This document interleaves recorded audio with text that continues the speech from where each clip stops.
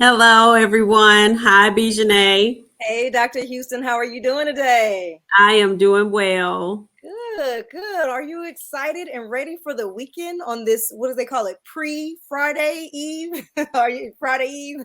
Yes, I am. And last week I was on spring break, so Fun. um, I'm so yes, jealous. I'm so jealous. Did you do anything exciting?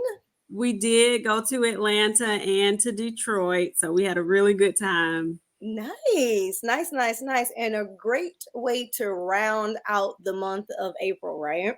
Definitely. And thank you all for joining us. I'm Dr. Shika Houston, co-founder of Create and Educate, where we help authors and anyone, a speaker. If you have something to offer schools, we helped you to connect better with schools because I'm a veteran educator. And my grant guru joining us in the Power of Collaboration room, Miss B. Janae. I'll let her introduce herself. Hey everybody, I'm Vijay Karim. I am the grant guru, educator as well, and equity advocate. And so I'm excited to always to be able to collaborate because we're better together. And so similar to Dr. Houston, have been a long-term educator, and we support helping to create innovative learning spaces and amplifying education equity. And most of the time we do that through STEAM education, so integrated learning, but also grant writing support. So we help others learn how to tap into grants, understand the science of grant writing to help support educational programs. So definitely want to give away some tips and some tricks tonight for the featured guest authors that we have. Definitely. And the grants really are helpful. So I'm glad you're with us. And we are honoring National Poetry Month. So we're honoring two poets that are joining us today. They're going to tell us about their work and what, inspired them to write poetry. So I'm going to bring them up and we're going to let them tell us a little bit about themselves and what they have to offer. We're going to start with Miss Zipporah Israel.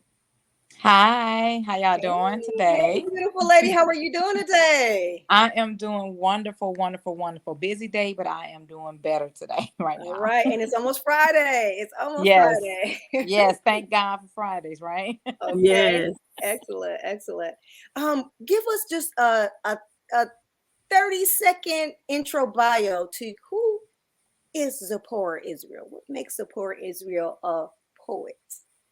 Okay. Well, my name is Support Israel. And I am from Detroit, Michigan. I think I heard you actually say you visited there, but I'm I from was just Detroit. there. I'm from Detroit, and I am actually very excited that I am a part of this show because um, me growing up, I've always wanted to be an inspiration to people, and always have something positive to say. So I chose the route of writing. The positive thoughts, things that if I can't tell someone it, they can actually at least read it, and it hopefully it inspires them. So that's what I'm here today.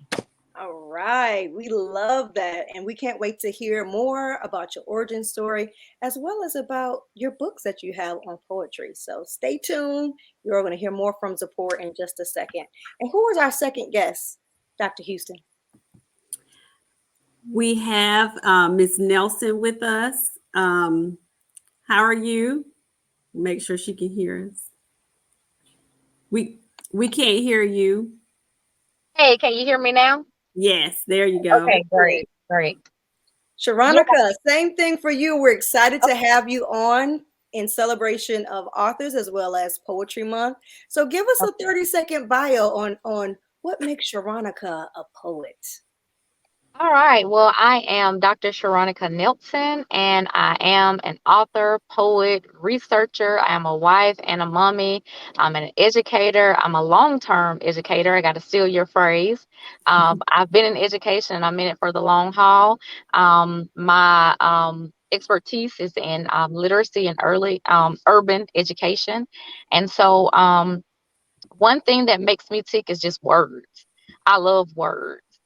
For me, when I indulge myself in poetry, it just takes me to another place. And so when I sit down to write my own poetry, it's like putting together a puzzle for me. It's brain work for me. So I just love words. I love what you can do with words. I love the feelings that you can portray with words. I love how sometimes just words can just make everything better. I'm just a lover of words and putting them together and seeing what I can create. So that's it about me.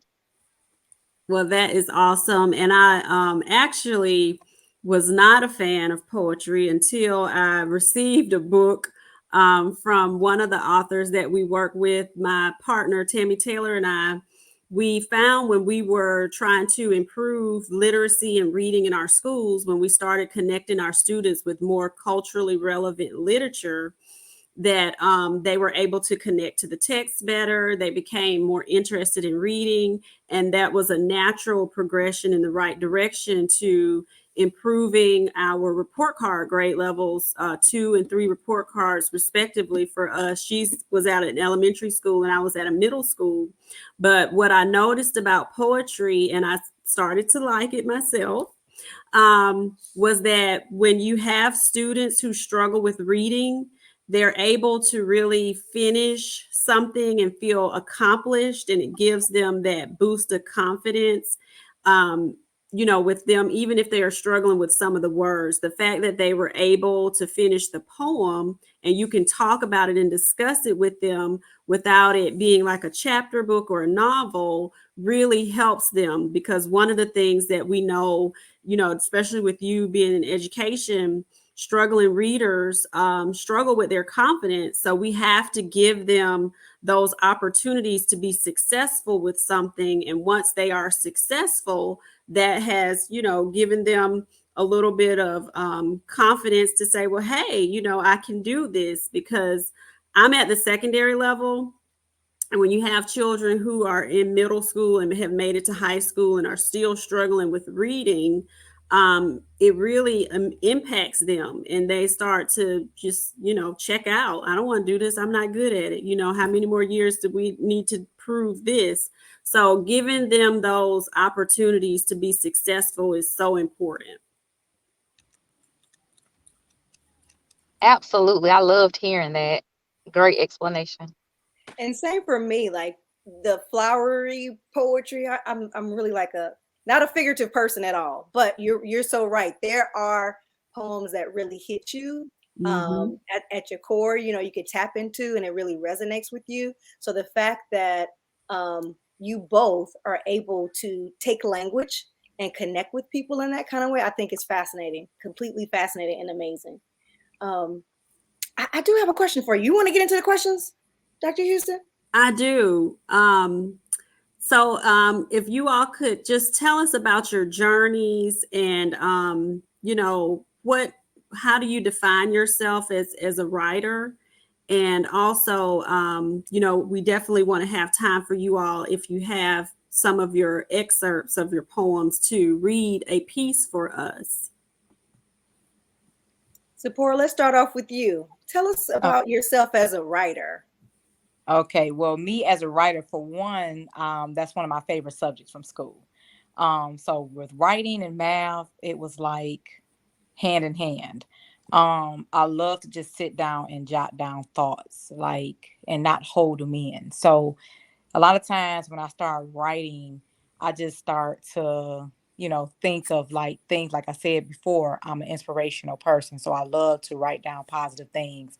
So with me writing, it just fell easily to just be able to, whatever was going on in my head, write it out. And a lot of times when I wrote down things, I started to write down things that I wanted to happen into my life more so, not just, and it it just was like, well, maybe if I write it down into a book form, like write the positive thoughts and put them into where my writing becomes more easier for, because I always want to be easier for kids. That's my whole objective of writing down, so it's not so hard for a child to be able to pick up and read it and understand it. So for me, I actually wrote down an affirmational journal.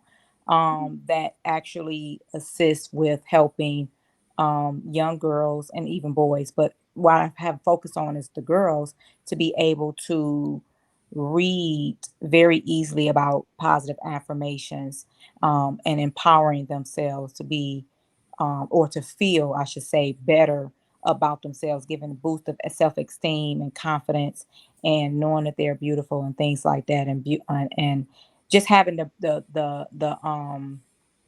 the means to understand, like, you're pretty, and not just from the outside but in the inside. So I just start writing a lot, and I actually start really getting into writing during the pandemic. Like, that's when I was like, you know what, it it gave me that thought to say, you know what, I always wanted to write a book. I always wanted to be able to, if I can't reach them, for instance, I'm not, my background is not being in school, my background is in entrepreneurship and hair braiding. So I was like, well, I'm always, wanting to be an inspiration. I'm braiding their hair, but what is that going to help as far as the education part? Because that, to me, it's easy for you to make somebody look pretty, but what about making how they feel inside? Some people might, Love that. be looking and say, oh well, I don't feel like I am, but everybody else looking like, well, you're very beautiful. So it has to change somewhere. I think, like I said, with what I write so simple Mhm. that even, like I said, a child is like, oh, okay, I can understand it. And that's where I, started to write. I love, love, love that. You mentioned for girls and for boys. Is there a particular age range, or is it pretty much your affirmations, your book of affirmations are great for all audiences? Yes. So the book right now that I have out is called I'm Pretty Positive and Unique. And it is strictly for girls 6 and up to about the age of 12, 13. But I am in the process of writing something for boys, and that's more on the lines of poetry, Mhm. because I believe with poetry, it's on the lines of rap. Like, it's like a, and then that's what boys, to me, I don't know. It's just, I'm not saying that girls don't either, but it's just, for some reason, I have 3 boys. So they love things that flow. And with Mhm. me, poetry flows. So I'm actually in the process of writing more on a, with, for the boys, a poetry setting. So you have a little inside scoop there on your background research for your next book. I love to hear that. I love that. Yes. I love that, absolutely. And Yeah. similar to you, I think I was also inspired in the pandemic. Like, I don't consider myself a writer. I feel like I'm better at an editor, like polishing things. But Mhm. it's like, hey, I'm here, right? Yeah. We're all here at the house. Like, go ahead, Yeah. crank out this book that have been sitting in the back of my mind for a long time. Yeah. So happy to hear we use that, what I call quarantine creativity, Yes. to be Yeah. able to share with the world. That's amazing. That's Yes. amazing. Absolutely.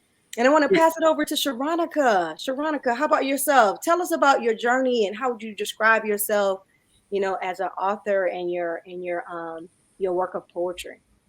All right. So, a little bit about my journey is that I started writing poetry when I was in like middle school, going through that growing up and feeling self-conscious about yourself and not feeling like I could really explain my feelings. And so I started to put it down on paper. And I can remember having notebooks on top of notebooks, and they were just full of poetry. And so I had a teacher who encouraged me to get into this poetry contest at the school. And I actually won. It was like a little trophy. It was a certificate. I think it was like $100 or something. And Wow. so from that point, I really felt like I had something. And then in high school, I was the editor of our literary magazine where students submitted their poetry and their other pieces, creative writing pieces. And so I served as the editor. And so I went on to in college. When I got to college, I kind of stepped back from the poetry and the creative writing and just really got more focused on my schoolwork because of course, being a college student, it's just a lot of writing. And I was a secondary English education major, and then I got a master's in English. So it was just a whole lot of writing Mhm. of various types, and poetry was just not one of them. So I kind of had to choose. And so it wasn't until, again, like what Zipporah just said, the pandemic came. And I will share that I lost my grandmother. She died Sorry. alone in the hospital. She actually passed away from COVID.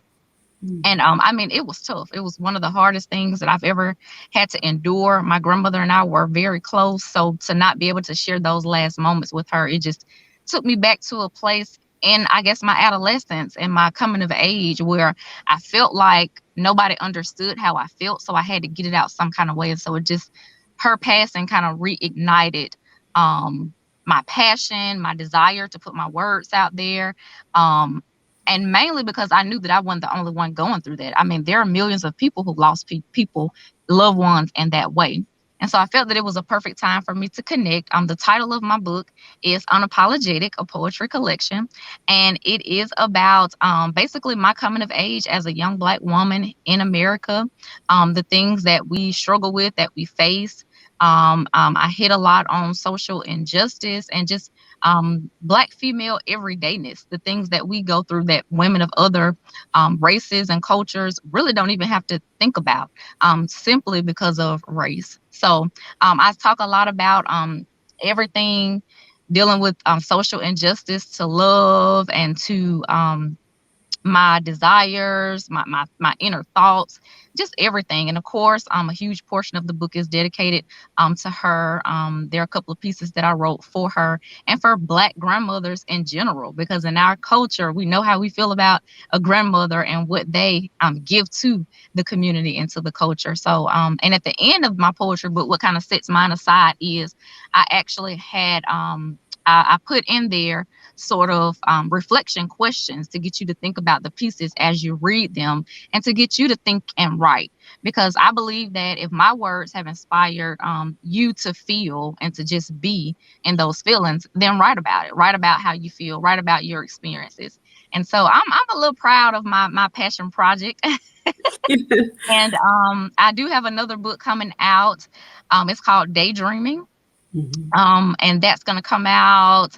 I'm trying to get it out by Juneteenth. So we'll see. I love that. I love that. And the fact Thank that you're you. inspiring future writers as well. I wish I had you for in my classroom as a teacher. Hey, listen, hey, I was one of those teachers. I was gung ho about writing. They hated my class in the beginning, but by the end, once they saw what I could pull out of them in terms of Mhm. writing, they loved it. They did, and parents loved it. We want our child to be in Dr. Nelson class because she gonna make them write. I was That's serious about it. awesome. Thank you for letting me share that, though. Oh, thank you for joining us. And you ladies both have great stories that definitely will help someone. And a lot of the things that you shared about your losing your grandmother and just loss. So many people have lost people during the pandemic. So many children as well, at very young ages. So your books and what you have are things that definitely are things students can connect to. And that's one of the reasons that Create and Educate, that's a part of what we do. We provide resources to educators, our email list of educators that we work with and principals that we're connected with, and our educator groups that we're a part of. And we also show authors how to connect what you have to what's happening in schools. Zipporah, what you talked about with the affirmations for girls, social and emotional learning is definitely something that is really big in schools right now, and making sure that children are self-aware. So positive affirmations really helps them build that self-love that a lot of our young ladies are missing. And it teaches them how to do that, like you said, that self-esteem. So all of that would definitely be very helpful. Ladies, what is the best tip that you feel like you can provide to other aspiring authors or authors who have written books but maybe not have done a good job of marketing them? What would be your best piece of advice? And we'll start with you this time, Dr. Nelson, and then we'll go to Zipporah. I would say honestly, be your biggest supporter. I think sometimes we think that people are just supposed to know that we've done things, but we have Mhm. to be our own advocate and be unafraid to share and ask people to repost and to reshare and to just put our words out there, even creatively. And so Mm. that's I think that's the biggest piece of advice that I would give. Do not be afraid to put it out there and remind people that it's out there. Thank you. And Zipporah? And my bit of advice will be to don't quit, don't give up. Just, I don't care if it takes every day, just write down a paragraph. Sometimes distractions can get in the way of completing the project or completing your book or completing the writing. And you might get froze or you might get stuck or you might be like, okay, you know, okay, I got this part, but then what's next? I feel like taking a little moment to just breathe and say, okay, I'll start again the next day. Just don't give up. Mhm. Complete the project, complete the book. And once you do, even if you don't have someone that's around you to publish it or get it out there on Amazon. My book is actually on Amazon and on my website. If you Mm. do not have it out there, go, the resources are there to getting it out there. It's a lot of groups inside of Facebook. I feel like social media is one of the biggest places to find people that can assist you into completing and publishing. So I would definitely say one, that just don't give up. Just continue and put it out there. And once it's out there, you have no idea how many people that it will help. Um, depends on what it is that putting out there. It's going to definitely help. Definitely. And good evening to everyone who's joining us. And Principal Kafele is a person that has definitely sold lots of books. So I'm sure he has some great advice as well about book publishing. So thank you, ladies, for sharing that. And before we get to this last question that Ms. Hawsley has about the do's and don'ts of publishing and what you've learned, I'm gonna allow Bijane is going to share. There is different ways that we can help get your books into schools and maybe even different um, organizations through grants. One of the things that she specializes in is grants, and I specialize in creating, educating, helping you all connect with schools and school activities. So, Bijane, what are some of the grant tips that you want to give us? Yeah, I think you touched on it earlier. So, since it sounds like both of you lovely ladies have a way with words, inspiring and connecting with others, whether it's through the affirmations or through the poetry, social emotional learning is very key, significant, important, and hot right now in schools in helping students as they are recovering from the pandemic, during the pandemic, coming back to school. And so that is also a key word that people are getting behind and funding for grant opportunities. So I would highly recommend searching for social emotional learning (SEL), literacy, or even like educational based grants that you could use to pay and cover for your book costs, that so that you can get them into schools. And so at BK International Education Consultancy, as I said, our mission is to increase student access to innovative education, whether it's SEL, whether it's STEM, whether it's literacy, whatever it is, to help them along their journey to increase, to have positive outcomes as children, regardless of what zip code they're in, right, or what their socioeconomic status and background is. And we not only help educators, but we also help authors because many of them are wanting to get into schools and help Mhm. support the education system, the learning environment. And so we offer self-paced grant writing courses as well as instructor-led courses. We also have an exclusive Facebook group that specifically shares funding opportunities. We unpack where to find funding, and how to do it at a low cost, because there are some sites that you have to pay to find out about grants. And we also have a book, a self-published book on Amazon called 12 Quick Steps to Writing Winning Classroom Grants, so that you as authors don't have to pay out of pocket or have to donate for free. You can get those resources Thank you, Dr. Houston. Get those books in the hands of kids, even the teachers, because Teacher Appreciation Week, a month and week is coming up in May, to get them in the hands of schools, to help, again, just help further support social emotional learning as well as literacy. And so I also want to tag and plug, not only does my course help authors and other educators increase their school libraries, and what's accessed there that's culturally relevant and connected for students and teachers.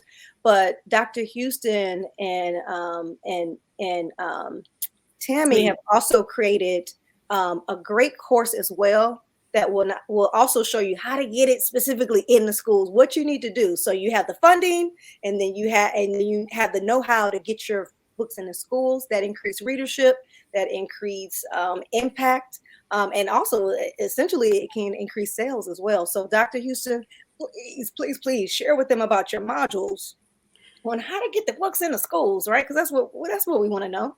Definitely. And basically our workbook, the free workbook that comes with the modules, shows you how to connect your book to different events. Like you said, Teacher Appreciation Week is coming up. And even if your poetry or your book is not for children, one thing that principals do, we buy gifts for teachers. We buy gifts for everybody that's in the building, to build that morale. When it's different things coming up throughout the year, we show you how to connect what you have to offer to those things, or even use it as a speaking piece to come and motivate students, authors visits, different things like that. One of the things that we noticed as Tammy and I were connecting more independent authors with the schools is that students were able to connect with what they had to offer a lot better than some of the traditional things that we were using from the catalogs, or people that a lot of times in education, we're traditionalists. So, we invite the same people every year, and, the kids get used to some of those messages, and it starts coming in one ear and going out the other one. So when they're able to see people who look like them, who they can connect with, who have stories that are similar to theirs, that matters. So that cultural relevance piece was very important. We saw how it made a difference with our students, and we took it personally to go out and continue to try to find more authors who wanted to get their books connected with schools, because we saw that there was a little bit of inequity there, where a lot of those opportunities didn't exist because the authors didn't know how to connect with the schools, or the schools didn't know about the self-published authors. So we try to provide that bridge through our program by helping you do that. And we also connect you by you being connected to us and us giving you that endorsement as well. Did you all have anything that you wanted to, and we only have about 3 minutes left. A short excerpt that you want to share from your book to kind of give them a little taste, a little teaser, not the whole thing, but just a little bit. If I can go just a little bit, for me, it's almost similar to what she was saying. My affirmation is more so where you say, I'm very attractive, I'm beautiful the way I am.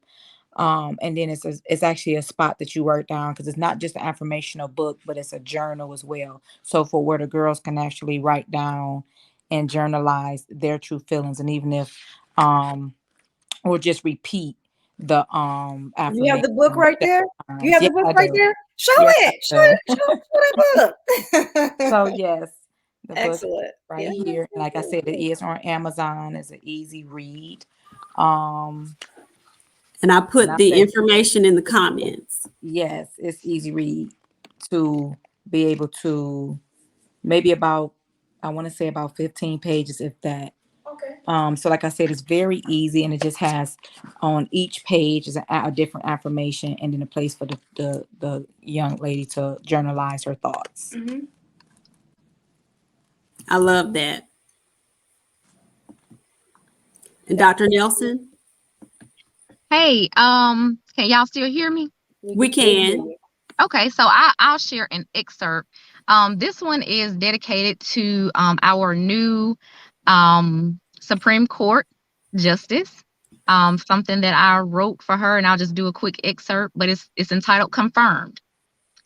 She was already confirmed before they tallied the count, already confirmed before the debate debacles, already confirmed before they summoned her LSATs, already confirmed when she was nominated. The hearing was for formality because God had already confirmed her, prepared her, anointed her for such a time as this. Supreme. She was already supreme, birthed with a name full of meaning, something for her to look up to, someone for her to become, and like her name, beautiful, black, bold, destined to be supreme, and aspiring to the highest heights of life. Oh, I think we lost her sound, but I love that. Yes. I felt that. I felt that. Yes. Yes. Yeah, I'll share by the end. I go into how basically she is the Supreme Court justice. She was confirmed, but she has also confirmed girls who look just like her. So I kind of flesh that out in the end. I love that. And basically how what your message and Sephora's message is kind of going together with giving young ladies that confirmation and that self-esteem. I love that. That's beautiful. Thank you. Thank you. So if you are interested in the books, I have placed all of the information of where to purchase the books from in the comments. So please support these authors. And if you are an author or an aspiring author and you are wanting to learn how to get your books connected with schools, contact me. And if you're interested in trying to get grants in order to get your books wherever you would like to get them in schools or other areas, our grant guru is Miss Vijay Karim. So I am Dr. Sheikah Houston. Thank you all for joining us on The Power of Collaboration. And we'll be back with our next two authors in about 3 minutes. Thank you. Thank you so much for having me on the show. Thank you so much. Bye. Thank you. Thank you for your work. Thank you. Thank you.